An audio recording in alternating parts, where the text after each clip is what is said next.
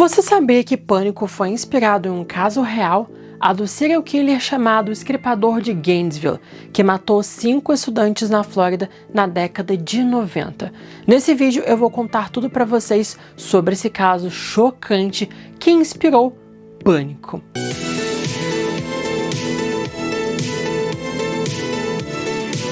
What's your favorite scary movie?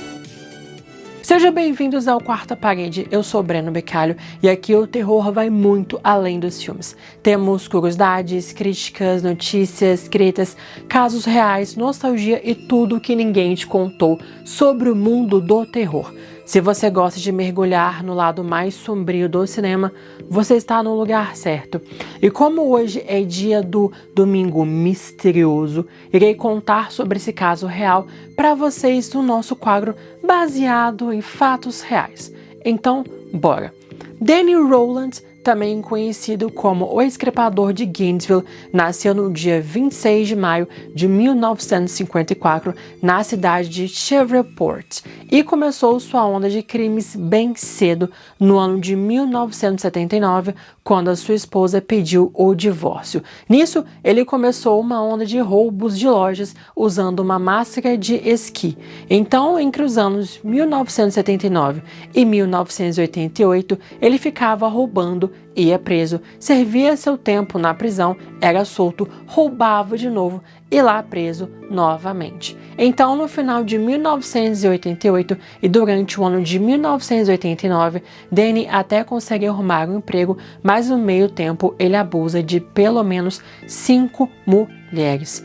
E aí começaram então os primeiros assassinatos. No dia 4 de novembro de 1989, na cidade de Shreveport, no estado da Louisiana, Danny Rowland mata uma família de 3 pessoas. Ele invadiu a casa deles e matou o avô, chamado Tom Grissom, de 55 anos, com múltiplas facadas. Seu neto, Sean Grissom, de apenas 8 anos, também foi encontrado sem vida, assim como a de sua tia, Julie Grissom, de 24 anos, também com múltiplas facadas e sinais de luta corporal. E o único corpo em que ele posicionou para a polícia encontrar foi a da mulher, algo que virou uma de suas marcas registradas. A polícia de Shreveport encontra os corpos na manhã de segunda-feira, 8 de agosto, depois do garotinho não ter ido à aula e a sua mãe estava preocupada com seu sumiço. E apesar da intensa investigação, não encontraram nada realmente que poderia identificar o assassino.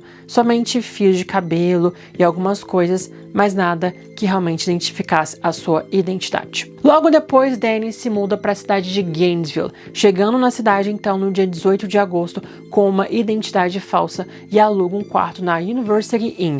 Ele faz check-out no dia 23 de agosto e monta um acampamento na floresta. E aí começa sua nova onda de assassinatos. A primeira vítima da nova cidade foi Christina Powell, de 17 anos, que acabava de se mudar com sua amiga Sonia Larson, de 18 anos, para um complexo de apartamentos chamado Williamsburg Village Apartments. Elas iriam começar a faculdade juntas e chegaram na noite de 23 de agosto de 1990. Christine ligou para sua mãe e contou que chegou bem e que começaria no dia seguinte desempacotar suas coisas. Porém, seu sonho durou pouco. Na madrugada de sexta-feira, 24 de agosto, Danny Rowland invadiu o apartamento das garotas. Christina dormia no sofá e Danny a observou a dormir durante um breve momento e subiu as escadas, encontrando Sonia dormindo em sua cama. Danny a amarrou e a atacou violentamente, a esfaqueando 11 vezes até a sua morte. Logo em seguida, voltou ao primeiro andar, amarrou, abusou de Christina e ainda matou ela com 5 facadas. Depois, ele ajeitou os corpos das garotas, tomou um banho na casa delas, limpou a cena do crime e foi embora. Na tarde de sábado do dia 25, a irmã de Christine com seu marido chegaram com as mudanças para a entrega dos móveis. Eles tocaram no apartamento, mas sem resposta. Os dois ficaram horas esperando no estacionamento do complexo de apartamentos mas decidem ir embora irritados. Sabendo desse desaparecimento repentino de Christine, seus pais decidem ir até Gainesville e entender o que estava acontecendo. Ao chegarem no local, não conseguem entrar em contato com sua filha, então decidem ligar para a polícia e nisso o policial Ray Barber atende o pedido e vai até o apartamento. Chegando lá, ele bate incessantemente sem resposta na porta. O zelador tenta abrir a porta com a chave mestra, mas não consegue. Eles conseguem então quebrar uma janela e entram no local. O primeiro corpo encontrado foi de Sonia, deitada em sua cama, cheio de marcas de facadas, rosto inchado e sangue para todo lado. Descendo as escadas, encontraram Christine sem vida perto do sofá. O policial Daryl Johnson, que também estava na cena, ligou para o delegado William Clifton para contar o que acabou de acontecer. Enquanto isso, Danny Rowland continuava fazendo mais vítimas. Na noite de 25 de agosto, um sábado, ele ataca novamente. Dessa vez, ele invade a casa de Krista Hoyt, de 18 anos, mas como ela não estava em casa, ele a esperou até ela chegar. Assim que ela chega, ele a ataca, a prende e a abusa e também a mata com 18 facadas. Ele então decapita a garota e posiciona o seu corpo. A ausência de Krista é sentida por colegas de trabalho após ela não aparecer no seu turno e assim chamam a polícia no dia 27, uma segunda-feira. O policial Keith O'Hara vai até o local e a encontra sem vida. Depois de várias autópsias e análises técnicas das cenas dos crimes, dos posicionamentos dos corpos e das mutilações nos corpos das vítimas, a polícia chega à conclusão de que os assassinatos foram cometidos pela mesma pessoa. Nisso, a investigação já começa procurando por suspeitos. E claro que os casos ganharam um frenesi na mídia, intitulando um assassino de Destripador de Gainesville. Mas, enquanto isso, Danny Rowland fazia mais 2 vítimas. Ele invadiu outro apartamento e vai em direção ao quarto de Manuel Toboada, de 23 anos, e o mata com 31 facadas. Sua colega de quarto, Tracy Pauls, de 23 anos, estava no outro cômodo quando ouviu um barulho e, ao investigar, ela se choca ao encontrar Danny matando Manuel. Com isso, ela chama a atenção do assassino. Então ela corre para o seu quarto e se tranca lá dentro. Mas, infelizmente, Danny consegue arrombar a porta e a mata mais uma vez com múltiplas facadas. Os corpos foram encontrados por amigos na manhã do dia 28 de agosto. E assim, os assassinatos terminam. Eu já te conto o porquê disso acontecer. E apesar de Danny conseguir limpar a cena do crime, ele ainda cometeu alguns erros. Um deles é que a polícia conseguiu amostras de DNA no sêmen encontrado nas mortes de Gainesville. E o sangue do assassino era do tipo B. Além de conseguirem achar fibras da máscara de esqui presas nas fitas, e também as marcas das ferramentas que ele usou para arrombar os apartamentos. Depois da terceira cena de crime, vários estudantes da Universidade da Flórida decidiram pegar suas coisas e irem embora. Seus pais também começavam a ficar preocupados com suas seguranças. Os habitantes da cidade começaram a comprar armas como forma de proteção e indignação pelos assassinatos, prometendo justiça com as próprias mãos. Foi um caos de todos os lados e uma histeria coletiva. Mais de 40 policiais trabalhando no caso, com até mesmo envolvimento do FBI. Durante a investigação, moradores do Gatorwood Apartments, local onde Manuel e Tracy foram mortos, contaram aos policiais sobre um vizinho estranho que agia como louco, vestindo roupas de camuflagem militar durante a noite e saindo madrugada afora, voltando somente de manhã. Eles ainda disseram que ele estava bravo, que sua namorada havia terminado com ele e que as vítimas se pareciam com ela. Investigando mais a fundo, descobriram que esse suspeito se encaixava no perfil que montaram do assassino e que ele tinha um diagnóstico psiquiátrico de esquizofrenia e diversos casos de agressividade. Ele havia se mudado para o complexo de apartamentos em junho de 1990 e tinha uma obsessão por Tracy, e que inclusive já havia tentado flertar com ela antes. Da agente do FBI John Douglas, então monta todo o caso em cima do jovem Edward Humphrey, de 19 anos, mas o seu tipo sanguíneo era A e não batia com a do assassino.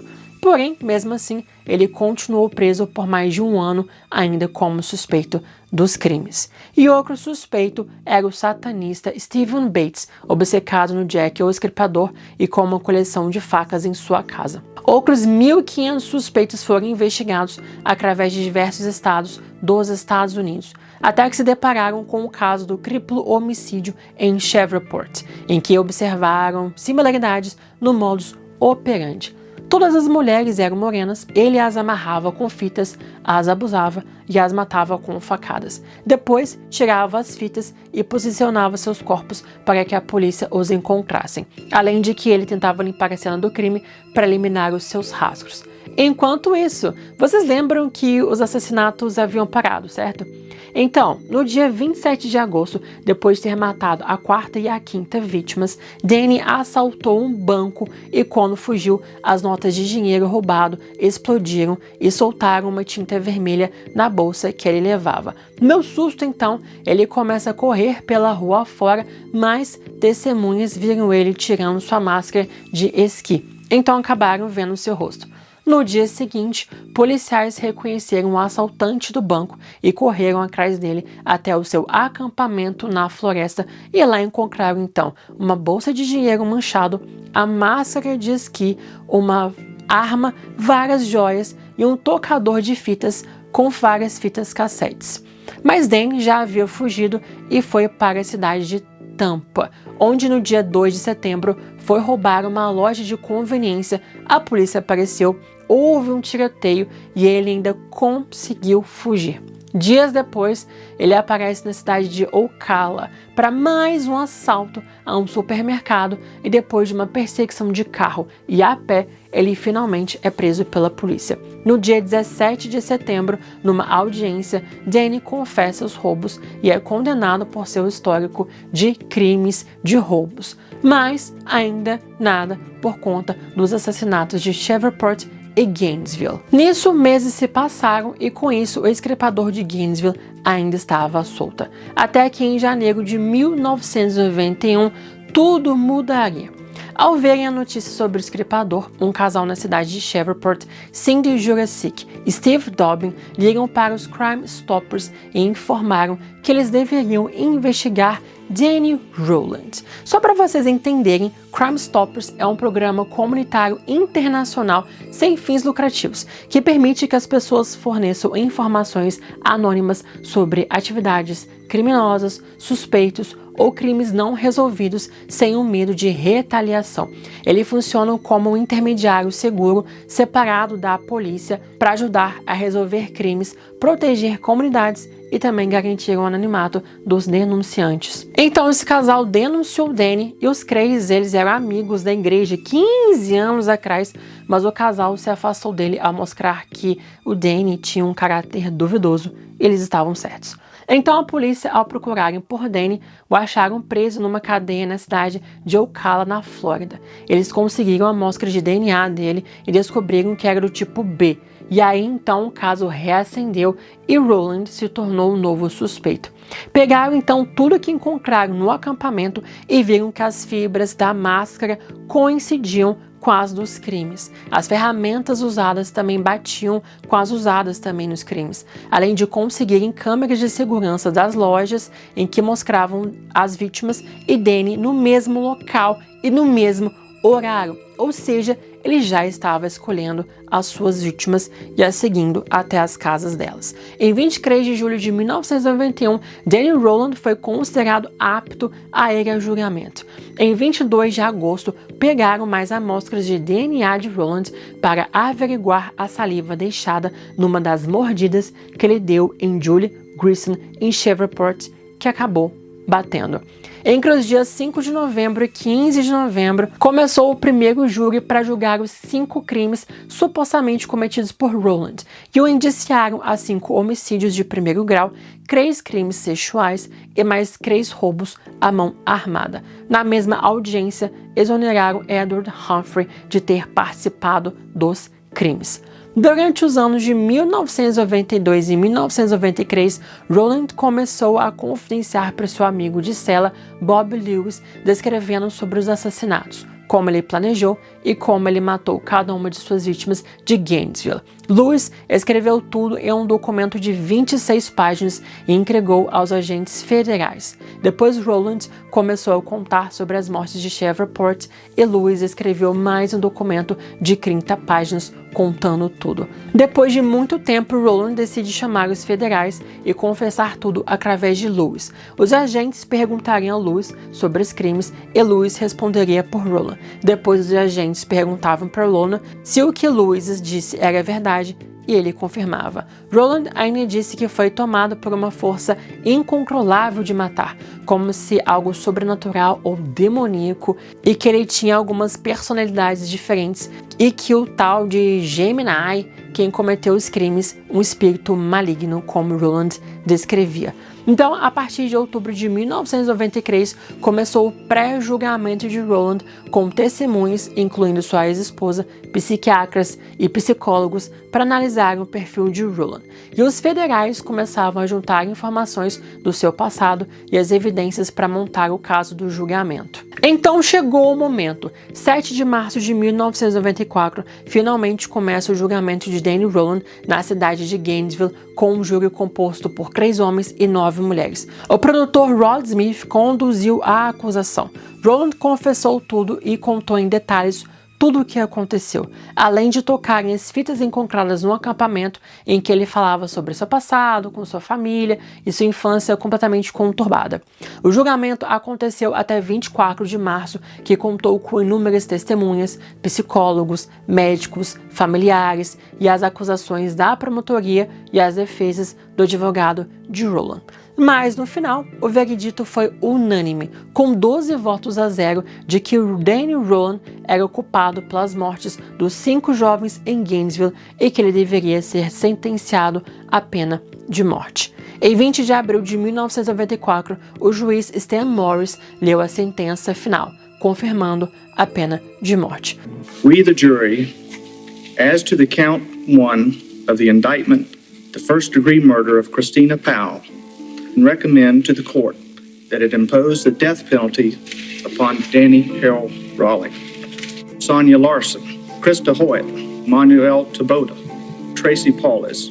Foi um alívio para a comunidade e para as famílias das vítimas, mas mesmo assim, Danny e seu advogado tentaram recorrer várias vezes sobre a pena de morte. E só em 22 de setembro de 2006 que o governador da Flórida, Jeb Bush, emitiu o documento ordenando a execução de Rowland.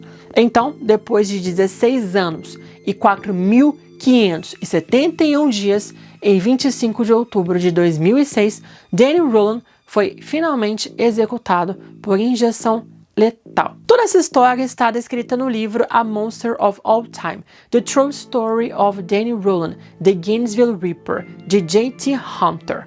Eu li esse livro e trouxe esses detalhes aqui para vocês. Mas o que isso tem a ver com pânico, Breno? Então, durante o julgamento no ano de 1994, Kevin Williamson estava assistindo ao noticiário sobre o caso. Ele ficou tão intrigado e tão assustado com essa história que começou a escrever um roteiro sobre um assassino mascarado que invadia casas e matava pessoas a facadas. E com isso, o roteiro acabou se tornando no filme Pânico como conhecemos. Lembrando que o filme não é baseado no caso, mas que Kevin Williamson se inspirou nele para escrever sua própria história de terror. Mas vocês conheciam esse caso? Sabiam que Pânico foi levemente inspirado no serial killer Danny Rowland? Comentem aqui, deixem o like de vocês, se inscrevam no canal e se quiserem saber mais sobre casos reais, vou deixar a playlist aqui para vocês. Mas vocês sabiam que o contrário também aconteceu? Que o filme Pânico inspirou 2 assassinos estilo Billy Stu a cometerem um assassinato? Isso eu posso falar para vocês em um outro vídeo.